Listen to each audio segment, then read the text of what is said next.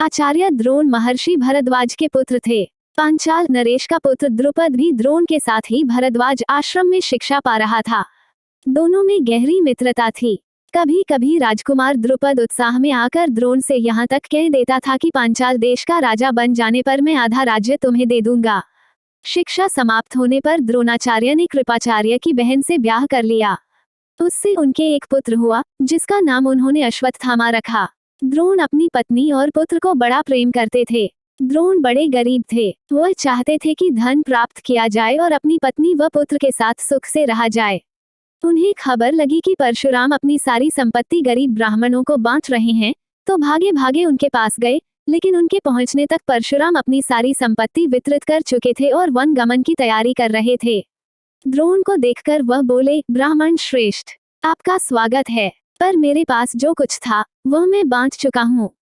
अब यह मेरा शरीर और धनुर्विद्या ही है। बताइए, मैं आपके लिए क्या करूं? तब द्रोण ने उनसे सारे अस्त्रों के प्रयोग तथा रहस्य सिखाने की प्रार्थना की। परशुराम ने ये प्रार्थना स्वीकार कर ली और द्रोण को धनुर्विद्या की पूरी शिक्षा दे दी। कुछ समय बाद राजकुमार द्रुपद के पिता का देहावसान हो गया और द्रुपद राजगद्दी पर बैठा। द्रोणाचार्य को जब द्रुपद के पांचाल देश की राजगद्दी पर बैठने की खबर लगी, तो ये सुनकर वो बड़े प्रसन्न हुए और राजा द्रुपद से मिलने पांचाल देश को चल पड़े। उन्हें गुरु के आश्रम में द्रुपद की लड़कपन में की गई बातचीत याद थी। सोचा, यदि आधा राज्य न भी देगा तो कम से कम कुछ धन तो जरूर ही देगा। यह आशा लेकर द्रोणाचार्य राजा द्रुपद के पास पहुंचे और बोले, मित्र द्रुपद, मुझे पहचानते हो ना? मैं तुम्हारा बालपन का मित्र द्रोण हूँ। ऐश्वर्य के मद में मता हुए राजा द्रुपद को द्रोणाचार्य का आना बुरा लगा और द्रोण का अपने साथ मित्र का सा व्यवहार करना तो और भी अखरा। वह द्रोण पर गुस्सा हो गया और बोला, ब्राह्मण, तुम्हारा यह व्यवहार सज्जनोचित नहीं है। मुझे मित्र कहकर पुकारने का तुम्हें साहस कैसे हुआ? सिंहासन पर बैठे हुए एक राजा के साथ एक दरिद्र प्रजाजन की मित्रता कभी हुई है? तुम्हारी बुद्धि कितनी कच्ची है। लड़कपन में लाचारी के कारण हम दोनों को जो साथ रहना पड़ा, उसके आधार पर तुम द्रुपद से मित्रता का दावा करने लगे। दरिद्र की धनी के साथ, मूर्ख की विद्वान के साथ और कायर की वीर के साथ मित्रता कहीं हो सकती है? मित्रता बराबरी की हैसियत वालों में ही होती है। जो किसी राज्य का स्वामी न हो, वह राजा का मित्र कभी नहीं हो सकता। द्रुपद की इन कठोर गर्वोक्तियों को सुनकर द्रोणाचार्य बड़े लज्जित हुए और उन्हें क्रोध भी बहुत आया। उन्होंने निश्चय किया कि मैं इस अभिमानी राजा को सबक सिखाऊंगा और बचपन में जो मित्रता की बात हुई थी, उसे पूरा करके चैन लूंगा। वो हस्तिनापुर पहुंचे और वहां अपनी पत्नी के भाई कृपाचार्य के यहाँ गुप्त रूप से रहने लगे। एक रोज हस्तिनापुर के राजकुमार नगर से बाहर कहीं गेंद खेल रहे थे कि इतने में उनकी गेंद एक कुएं में जा गिरी। युधिष्ठिर उसको निकालने का प्रयत्न करने लगे, तो उनकी अंगूठी भी कुएं में गिर पड़ी। सभी राजकुमार कुएं के चारों ओर झांक झांक कर देखने लगे, पर उसे निकालने का उपाय उनको नहीं सूझता था। एक कृष्ण वर्ण का ब्राह्मण मुस्कुराता हुआ ये सब चुपचाप देख रहा था। राजकुमारों को उसका पता नहीं था।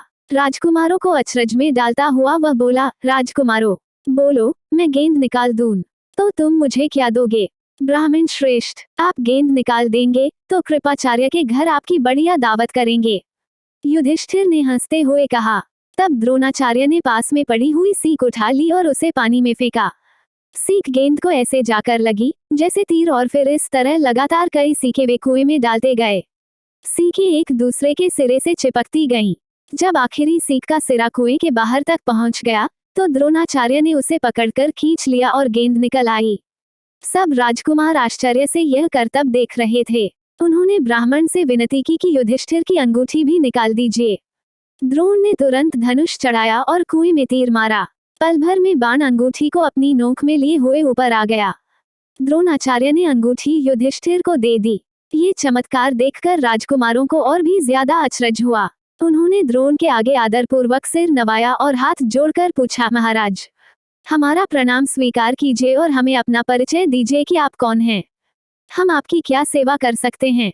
हमें आज्ञा दीजिए। द्रोण ने कहा, राजकुमारों, ये सारी घटना सुनाकर पितामह भीष्म से ही मेरा परिचय प्राप्त कर लेना। राजकुमारों ने जाकर पितामह भीष्म को सारी बात सुनाई, तो भीष्म ताड़ गए कि हो न हो वे सुप्रसिद्ध आचार्य द्रोण ही होंगे। ये सोचकर उन्होंने निश्चय कर लिया कि अब से राजकुमारों की अस्त्र शिक्षा द्रोणाचार्य के ही हाथों पूरी कराई जाए। बड़े सम्मान से उन्होंने द्रोण का स्वागत किया और राजकुमारों को आदेश दिया कि वे गुरु द्रोण से ही धनुर्विद्या सीखा करें। कुछ समय बाद जब राजकुमारों की शिक्षा पूरी हो गई तो द्रोणाचार्य ने उनसे गुरु दक्षिणा के रूप में पांचाल राज द्रुपद को कैद कर लाने के लिए कहा। उनकी आज्ञानुसार पहले दुर्योधन और कर्ण ने द्रुपद के राज्य पर धावा बोल दिया, पर पराक्रमी द्रुपद के आगे वे न ठहर सके, हारकर वापस आ गए। तब द्रोण ने अर्जुन को भेजा। अर्जुन ने पांचाल राज की सेना को तहस नहस कर दिया और राजा द्रुपद को उनके मंत्री सहित कैद करके आचार्य के सामने ला खड़ा किया। द्रोणाचार्य ने मुस्कुराते हुए द्रुपद से कहा, हे वीर, डरो नहीं, किसी प्रकार की विपत्ति की आशंका न करो। लड़कपन में तुम्हारी हमारी मित्रता थी, साथ साथ खेले कूदे उठे बैठे। बाद में जब तुम राजा बन गए तो ऐश्वर्य के मद में आकर तुम मुझे भूल गए और मेरा अपमान किया।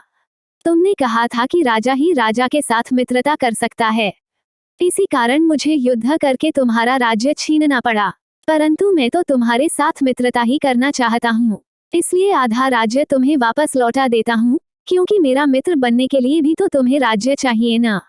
मित्रता तो बराबरी की हैसियत वालों में ही हो सकती है। द्रोणाचार्य ने इसे अपने अपमान का काफी बदला समझा और उन्होंने द्रुपद को बड़े सम्मान के साथ विदा किया। इस प्रकार राजा द्रुपद का गर्व चूर हो गया, लेकिन बदले से घृणा दूर नहीं होती। किसी के अभिमान को ठेस लगने पर जो पीड़ा होती है उसे सहन करना बड़ा कठिन होता है। द्रोण से बदला लेने की भावना द्रुपद के जीवन का लक्ष्य बन गई। उसने कई कठोर व्रत और तप इस कामना से किए कि उसे एक ऐसा पुत्र हो जो द्रोण को मार सके, साथ ही एक ऐसी कन्या हो जो अर्जुन को ब्याही जा सके। आखिर उसकी कामना पूरी हुई। उसके धृष्टद्युम्न नामक एक पुत्र हुआ और द्रौपदी नाम की एक कन्या।